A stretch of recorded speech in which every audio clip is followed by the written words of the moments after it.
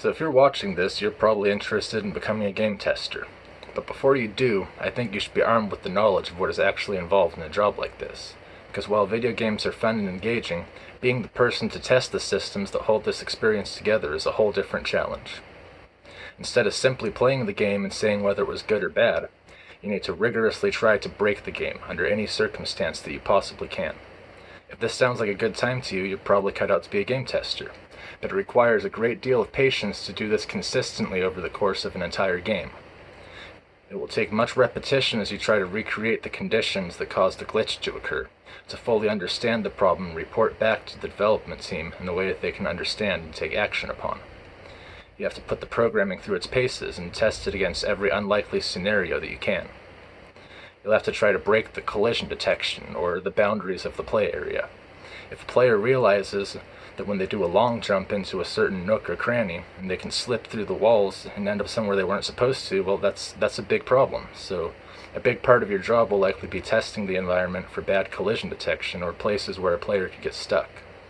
You'll have to make sure the player can't reach anywhere they aren't supposed to, like a boss room, without first getting the key to unlock it. On top of all of this, good communication and writing skills are definitely a plus. Once you've found an error in the game, you will need to be able to give the developers a detailed report about where you encountered the issue, what caused it, and possibly more depending on the situation, and this information needs to be as clear and concise as possible. You'll also have to be good at problem-solving logic, as you're essentially troubleshooting the game as much as you can without getting into the actual code of it. You'll be systematically trying the same action under various different situations to rule out what is the culprit, which can involve a bit of logic and reasoning to get down to the bottom of it. A lot of people use testing jobs as a foot in the door of the game industry also, so if you're interested in climbing the ladder, that's definitely not unheard of. You could work in-house at a game studio full-time, but work-from-home positions are very common in this field. Part-time or contract-based work is pretty common as well. However, you may be required to provide your own equipment, whether that's a game console, PC, or smartphone, whatever. Working from home is a great option for anyone for obvious reasons. We all have busy lives, and there's a lot of freedom in being able to work without actually going to a workplace. You won't be held to a schedule, but there will be deadlines that you'll be expected to meet. For instance, a developer may tell you they need levels 1 through 3 tested by a certain date, but how you choose to manage your time finishing the task is completely up to you. A quiet work environment that is free of distractions will be essential to your success as a game tester. Instead of playing on the living room TV, maybe find your own quiet space to work. Turn off your cell phone or silence your cell phone. Don't keep the social media open, another tab on your computer. Everything you can do to keep yourself focused and productive will help you succeed in this job. Finding a good time of day that is free of distractions is a great idea.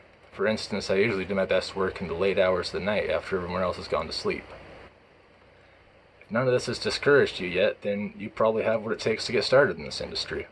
No experience is required for most positions, but if you have some sort of an education in a related field, it will definitely give you an edge over others. If you don't know where to start, or you've tried but never got anywhere, then don't worry. There's a service that I highly recommend that will get you connected with game industry leaders who are ready to hire right away, as well as give you the support and know-how to follow through and land real work for real developers. Gaming Jobs Online. They have partnerships with several leading game studios, and for a small fee, they give you a listing of jobs that are currently being offered. All these jobs can be done from the comfort of your own home, and you can get started right away. You can work as much or as little as you want.